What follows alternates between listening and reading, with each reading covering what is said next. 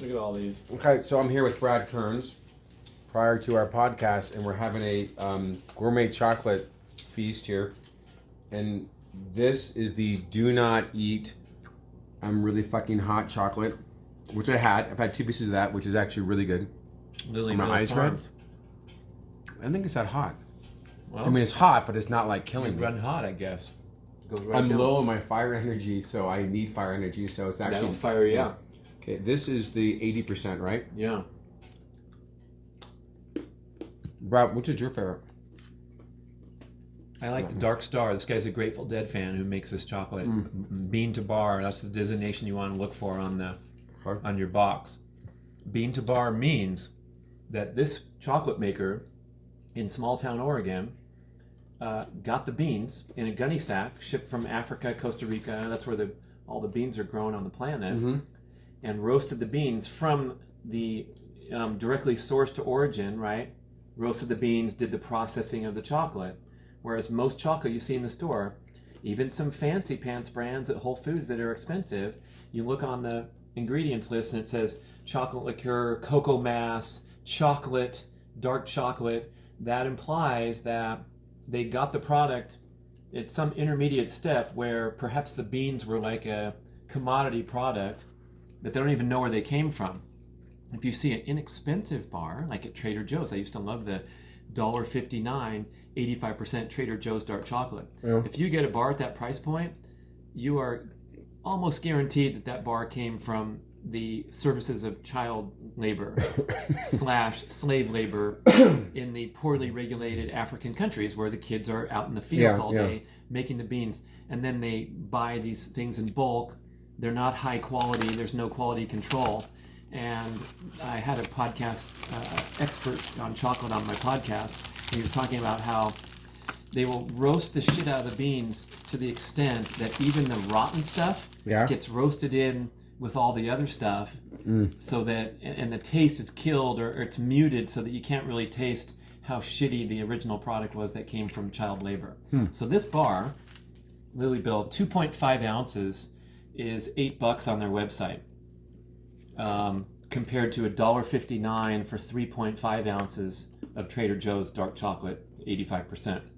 And so when you get into the gourmet and you start, it's like a wine drinker going for the quality of wine and the grape and the whole deal. So I'm enjoying being a chocolate snob because I don't drink wine, and so now I get deep into this and I look all over the place for who's putting out the best product. Okay, so I'm not a chocolate snob, but I love chocolate. And I notice you're chowing it down. I'm definitely chowing it down. I have to say that right now, my favorite is this hot stuff. Wow, that's it. He's a rare breed. My second favorite is this crunchy mint because of the consistency. But one of the reasons why I like chocolate is I do kind of focus on things that are healthy for me and taste good. So I'm there. Kind of explain to me some of the health benefits of what we're doing here. It's got the polyphenol, so it's one of the highest antioxidant scores of any food. Straight 100% cocoa, like in the cocoa nibs, is up there above acai berries and the superfoods.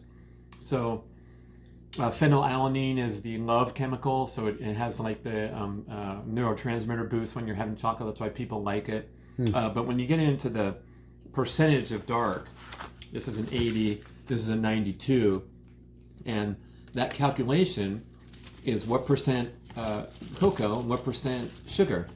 So when you're looking at a milk chocolate, you're going down to like 50% is the ratio. So there's a lot of sugar in those, less cocoa, less health benefits. The health benefits are coming from the cacao bean, or they pronounce it cocoa or cacao. Kind of means the same thing, a little bit of distinction there.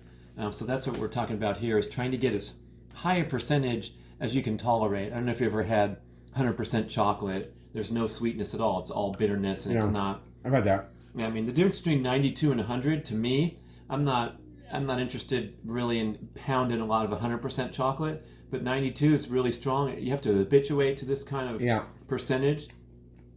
I ate chocolate my whole life, as a kid growing up, eating chocolate bars and all that. So I had to switch over and start training my taste buds to appreciate these high percentage chocolates. And now if I eat something that's too sweet, like a 73 or something, it's too sweet. I don't like it. It's like, we tried those 68.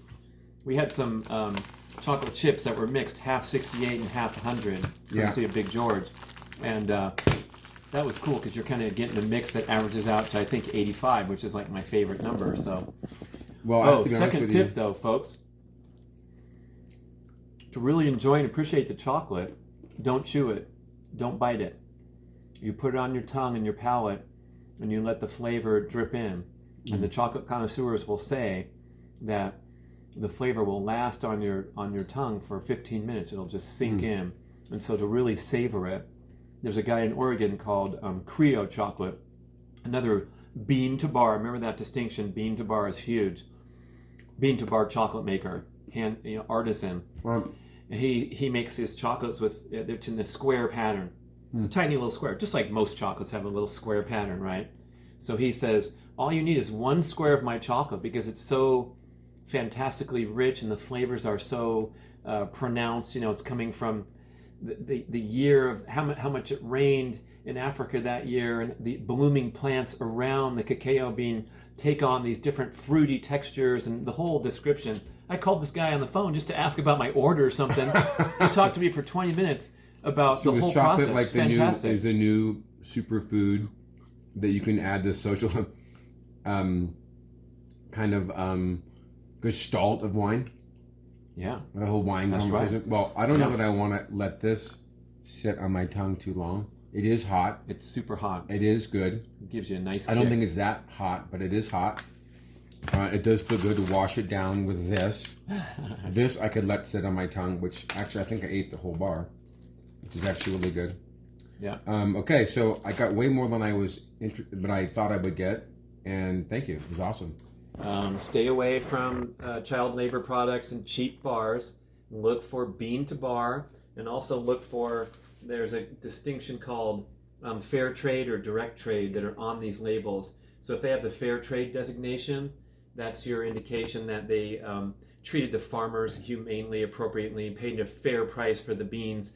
And then bean to bar, meaning they got those beans, they know where they came from, they have quality control. This guy I interviewed from Coracao, it's a chocolate maker in the Bay Area. He goes down to Ecuador and sees his farmer family, multi-generational family, does business with them, looks at the beans, buys the finest product.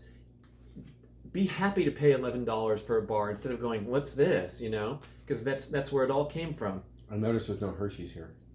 Oh my gosh. Yeah. It's like Nasty Denny's. That's stuff. like Denny's of chocolate. Yeah, think about roasting the shit out of something so deeply that you kill all the flavor so you can't tell that you're eating a rotten cacao bean. Yeah, that's what it is. Yeah. All right, Brad, thank you very much. Chocolate.